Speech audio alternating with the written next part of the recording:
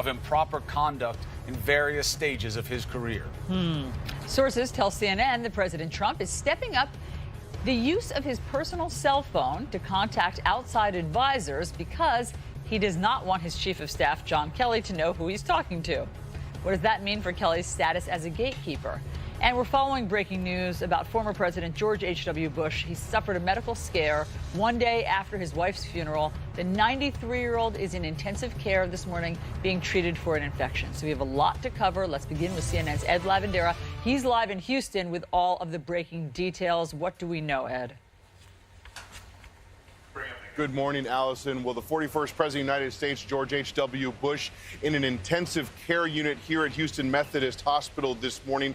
That is the latest update we've received so far. You know, it was last week that the 41st president said that the outpouring of love and support from people across the country in the wake of the death of his wife of 73 years, Barbara Bush, was lifting him up. And at one point in that statement last week, he said that America should cross the Bushes off of their worry list. But a great deal of concern here this morning for President Bush. As we've reported, he is in an intensive care unit here with a blood infection that led to sepsis. A source close to the president saying that there was a great deal of concern over the last 48 hours, a concern that that infection had become so severe that they feel that they could have been lost several times. He was admitted here to the hospital on Sunday morning. So imagine all of this just a few hours after returning back to Houston after burying his wife in College Station at the presidential library there, the Texas A&M University campus. All of those proceedings ending, the president making his way back home here to the Houston area, and then shortly after being admitted to the hospital. So a great deal of concern surrounding the 41st president here this morning, Chris and Allison, as doctors continue to work with him. A spokesman for the president yesterday said that he'd been stabilized and that they were hoping that he was on the road to recovery here. So that is what many people will be monitoring and praying for throughout the day today. Allison? Ed, thank you for being there. Tough man, resilient man, but now heartbroken, and sepsis is no joke. We feel for the entire family, the whole Bush clan going through this together right now. So we have President Trump and French President Emmanuel Macron expected to tackle several pressing foreign policy issues. This all comes ahead of tonight's big first state dinner for Mr. Trump and his presidency. We have CNN's Abby Phillip live at the White House with more. Big politics, big party.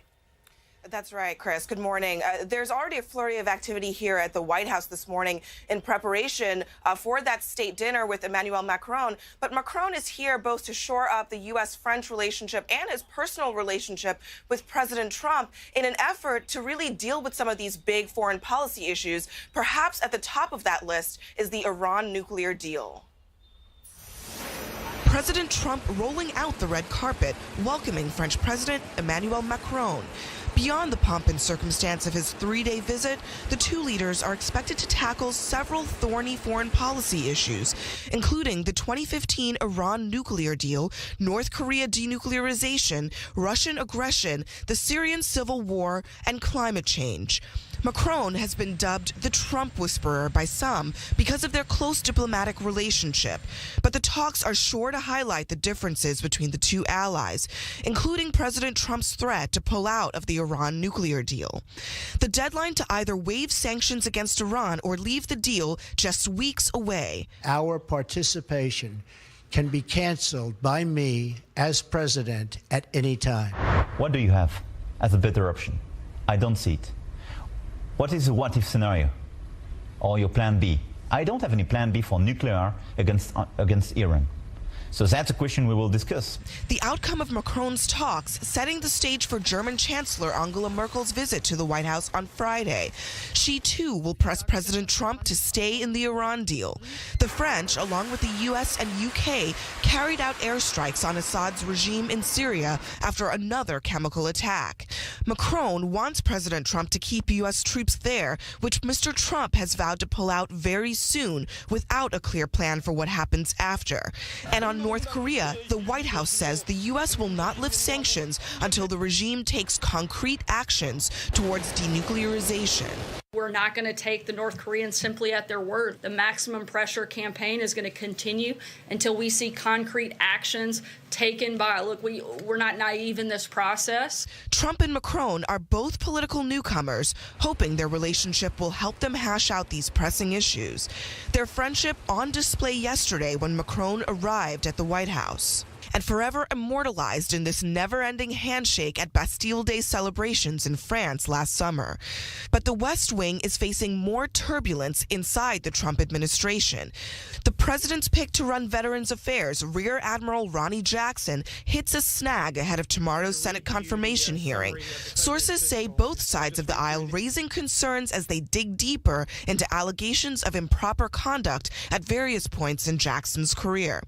Senators declined to publicly detail specifics of the allegations, but say they are looking into whether they are substantial enough to upend his nomination. Well, sources tell CNN that Jackson's nomination could be hitting some real roadblocks here.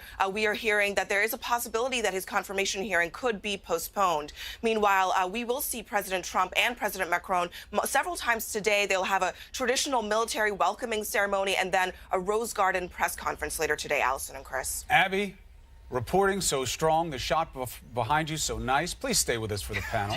And let's bring in CNN political analyst John Avlon. So, big stakes.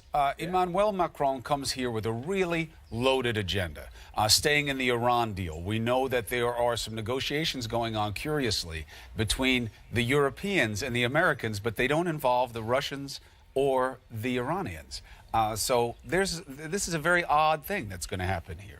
This is an odd thing. Look, I mean, Macron has positioned himself as the Trump whisperer. He's determined to be an ally of the United States despite the America First rhetoric. And he's really hugged Trump tight. But that belies the deep differences between the two men on really fundamental issues of policy. Not just the Iran deal, Macron lobbying him to stay in because the U.S. pulling out would remove a linchpin, but Syria, but climate change, but trade. I mean, these are fundamental issues, and Macron is a radical centrist, and Trump is a conservative populist. So beneath that real attempt to emphasize the two countries' historic relationship, there are deep, deep differences between these two guys. Abby, it was interesting in your piece where Macron poses the question, what's plan B? So if President Trump doesn't recertify and gets out of the Iran nuclear deal, what does the White House say plan B is? Well, the White House has been saying that what they want to do is just start over. But as Macron and other European allies have pointed out, there is no starting over, really, once this Iran deal is scrapped. It becomes virtually impossible to get Iran back to the table and get all the other parties back to the table. But the president is really adamant about this. And this is not, to John's point, all of the cajoling by Macron and by other Europeans about the Iran deal have done almost nothing. All of the people around the president over the last several months who have been helping to keep the deal together on a temporary basis, whether that was Rex Tillerson, H.R. McMaster, and others, those people are gone. And now President Trump is standing alone here, and what he wants to do is make sure he's fulfilling his promise, and the consequences are not really top of mind for him. I think he's more than happy to just scrap this deal, move on, say he wants to do something else, knowing, I think most people here in this administration understand that once the deal is gone, there's probably absolutely nothing that will replace it. Right. Look, I mean, that's a little bit of the experience that the United States is having right now with TPP, right? He didn't like it. He bails out, but everybody else stays in. And this is another multi-party situation. You have a very antagonistic Iran. But let's get back to just setting the stage here, John, of how unusual this is. Usually, we come together because we have common ground and we believe in things that we want to now forge a new front. That's not the point. That's not really what's going on here. Let's put up a graphic of the policy differences that John was outlining before, okay?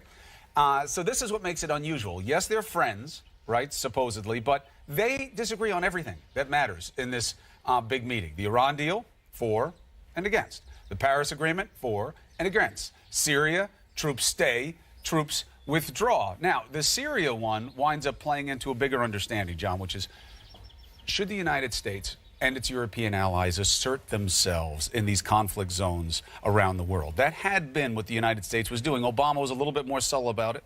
But Trump says, no, I don't want to be there. Right. It's the difference between a multilateral approach and really a unilateral withdrawal and, the America First rhetoric on the world stage. Look, Macron is trying to re-emphasize France's role as a leading power in the region. This is something that they'd retreated from in the past, but he's very big on, if you will, making France great again. But he wants to do it within the context of the U.S. and Britain in particular, the traditional, fundamental powers of Western Europe, asserting that civil society at bayonet's edge on these war-torn regions that are closer to Europe, of course, than they are to the United States. On the other side of the ledger are Russia, are Iran, and these powers that have been less interested in these multilateral coalitions. The problem is, at the end of the day, Macron is a multilateralist. Donald Trump is not. Abby, did you want to make a point? Just briefly that, the Macron gamble with Trump is that it's better to be a friend of Trump than an adversary. And I think on some level that works well for him. And while he hasn't succeeded on all of these other fronts, he did say about a week and a half ago that when he talked to President Trump after the Syria airstrikes, he convinced him of the need for the U.S. to continue to be engaged. Now, we don't know where that's going to go in its final stage, how much longer President Trump is going to hang on to the U.S. commitment to Syria, but at least for the time being, he stopped talking about pulling out completely. We authorized airstrikes in Syria, and so in some level, Macron, I think, feels like the personal relationship can give him a little bit here and there. Maybe he won't get wins every time, but it's probably better than his relationship with Angela Merkel, which is far worse than it is with Macron, and they certainly just don't see eye to eye, and they can't communicate with each other effectively. But Abby's hit on the very problem. Therein lies the rub, because we don't know how persuasive Macron will be, because the Trump truism is that he can say one thing to Macron, and he could say, yes, you've convinced me, I'm going to stay in the Iran nuclear deal, and then John Bolton can walk into his office 10 minutes later, and it can be a completely different story. So the truism, is that what he says is often untrue? The truism is, no, the truism is that it is whoever he speaks to last. That is a fact. You're mourning through the looking glass, brought to you by Chris Cuomo. That is the problem, right? It's the last person to talk to him, whoever can appeal to his instincts. Macron is really drawing on the history of the friendship between these two great powers, which goes back to the Revolutionary War, which is why they were at Mount Vernon last night. But I don't think Macron should put too much faith in his own powers of persuasion, because Donald Trump is impulsive. Abby said it well, and I think it's something worth focusing on. Consequences don't seem to be part of the calculation for Donald Trump. He wants to check the box in many cases of, I fulfilled a campaign promise, regardless of what the experts say. But the presidency and governing is all about consequences. Owning them, imagining them, envisioning the future, not simply checking off a box and letting the chips fall where they may. That's not the way geopolitics works. That's not the way the world works with the responsibility of the Oval Office. It's interesting also, the two men are in such different places in terms of their national dialogue. Macron, as we know, came in, on the heels of the worst terror things that they've seen in France in such a long time, and he is desperate to spread the idea of unity. And that, well, listen, we know that we haven't done this assimilation thing well yet, but we will. And here you have President Trump doing the exact opposite. So it's an interesting state of play in terms of what's going on. Okay, so Abby, you have some reporting that I want to get to, which is that President Trump is using his personal cell phone more than he had been in the past year. We know that he doesn't like to email. We know that he loves the personal touch of one-on-one meetings or a phone call. So what's the upshot of him using his phone more? What does it mean for John Kelly? Well, this has been a trend for the last several weeks, with a lot of things really converging here, starting with the fact that the president is losing or lost a lot of his very close advisors. Hope Hicks's departure and others, people close to him who were part of the guardrails for the president, are now gone. And John Kelly has also been stepping back. I talked to sources who characterize it this way. The Kelly was really kind of in babysitter mode when he walked in the door, and now he's stepped back in part because of a realization that Trump is going to be Trump regardless, and also that he can't really have his hands in everything. And so what the president has done is taken that and run with it. He is in a place now, year 2 of his administration, where he wants to do whatever he wants to do. He is in the residence up until 11 a.m. almost every day, and he's on the phone, talking to friends, talking to random people, when he's supposed to be studying. And this is a very teachable moment. You have to say to him in this moment, if you're John Kelly, look, And Chris, we let you use this phone. It's a privilege. It's not a right. And if you don't use it the right way, we're going to take it from you until we know that you use it responsibly. And you're going to be grounded. But the president believes that his phone calls are his way of checking in on the base, checking in with people who are experts. That's his way of doing the homework. It's very important to him, but we have higher priorities. Disagree. And we have to think about the greater good, about what's going on. This is the exact conversation I have and lose with my 15-year-old on a regular basis. I could tell. You seem to have practiced these laws. The parallels are frightening. Except the nuclear weapons. I think that's the crucial difference. She has the power of the purse strings and the ability to make this position. It was something done virtually on the fly. A lot of his own staffers were kept in the dark.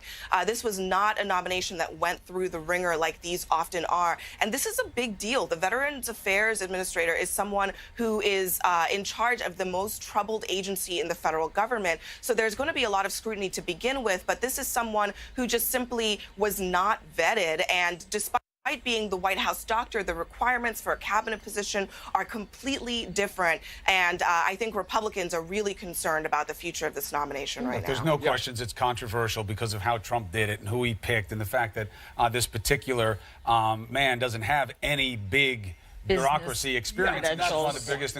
But however, I was working on this last night, and obviously our DC team was too. We really don't know anything about the substance of these allegations, and neither do the lawmakers. So I don't know that Jackson has any trouble. These are just questions. Look, here, the question of allegations could be political opponents trying to, throw up smoke signals to taint the nomination. What we do know is that senators, including Republicans like Johnny Isakson, have raised real questions with the White House based on his qualifications. Not that he's not a charming, capable human, but that he doesn't have the experience running one of the largest bureaucracies in the federal government. And that's why when Donald Trump was first floating this in private meetings, some of his own staff thought he was joking. Ronny Jackson is, by all accounts, incredibly well-liked by presidents of both parties, but running one of the largest bureaucracies in the government is not something you can do on the fly. Charm ain't going to get you far on that one. Okay, next person who may be in trouble. Well, we know he is in trouble. He is in trouble, but the White House has gone back and forth between supporting him and now it seems maybe backing off their support. So this is Scott Pruitt, EPA administrator. As you know, there are questions about his spending, his finances, his ethics, what he's doing for his staff, cronyism. Here are the scandals. He has a soundproof booth in his office. Well, they have half a dozen open investigations into him. That's a lot. That's 24-hour security detail. I was enjoying that full screen. But anyway, let's hear. Here's Sarah Sanders on the White House position yesterday. We're continuing to review a number of the reports that you mentioned, and we'll let you know if we have any changes on that front. Ooh. Not a full-throated support. Abby, what do we know? Not at all. I mean, this is one of those cases where the White House is the White House is treading carefully. When I talk to people in the White House about Pruitt, a lot of them say it's not over yet. They know that there is more to come, that these stories are bad. But the problem is the president has been hearing from a lot of Republican lawmakers, a lot of Republican activists, that he needs to keep Scott Pruitt because of what Pruitt is doing at the EPA. Pruitt actually has a huge well of support among establishment Republicans. And so these forces are really working against each other. I think a lot of people don't know how this is going to end. There's a perception that it's not. Macron is a radical centrist. Trump is a conservative populist. Macron is defending himself as a defender of liberal democracy in the West. Trump is much more comfortable with some of the forces that are on the other side of that ledger, from Brexit to Orban to Erdogan.